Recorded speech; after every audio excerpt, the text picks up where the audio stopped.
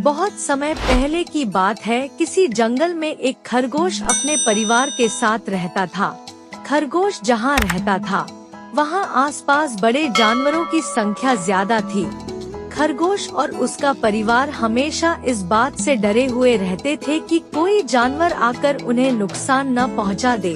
उन्हें अपने घर के आसपास जरा भी हलचल सुनाई देती थी तो वो झट से अपने बिल में छुप जाया करते थे।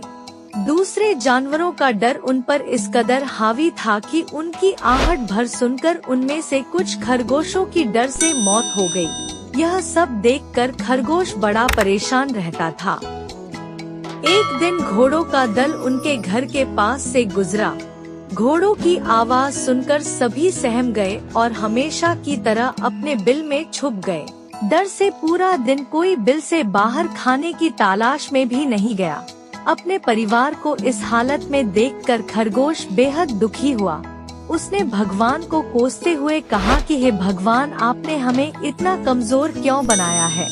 इस तरह जीने का क्या फायदा, जिसमें हर दिन अपनी जान को लेकर डर और भय बना रहता है। तभी सारे खरगोशों ने मिलकर फैसला किया कि हर समय डर और भय के चलते बिल में छुपकर रहने से अच्छा होगा कि सब मिलकर एक साथ अपना जीवन त्याग देते हैं। सभी खरगोश इकट्ठे होकर आत्महत्या करने के लिए नदी की ओर निकल गए। नियत समय पर खरगोश और उसका पूरा परिवार नदी के पास पहुँचे। नदी के पास कई सारे चूहों के बिल थे। जब चूहों ने खरगोशों को आते देखा तो वो सभी डर गए और इधर उधर भागने लगे। कुछ चूहे बिल में घुस गए तो कुछ नदी में गिरकर मर गए। चारों तरफ अफरा तफरी का माहौल था। ये पूरा वाकया देखकर खरगोश दंग रह गए। उन्हें इस बात का यकीन नहीं हो रहा था कि उन्हें देखकर भी किसी में दहशत हो सकती है। अब तक तो वह खुद को ही सबसे कमजोर प्राणी समझते थे और भगवान को दोष देते थे।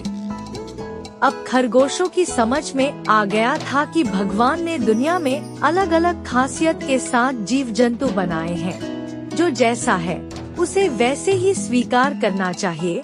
अगर किसी में कमी है तो उसमें कुछ गुण भी हैं। हर किसी में एक जैसे गुण नहीं हो सकते। ये समझने के बाद खरगोश और उसका परिवार घर वापस लौट गए। कहानी से सीख, प्रकृति ने सभी को शक्तिशाली बनाया है। बस फर्क इतना है कि सभी अलग अलग क्षेत्र में अव्वल होते हैं। इसलिए हमेशा कमजोरी से भागने की जगह उसे ही अपनी ताकत बनाएं।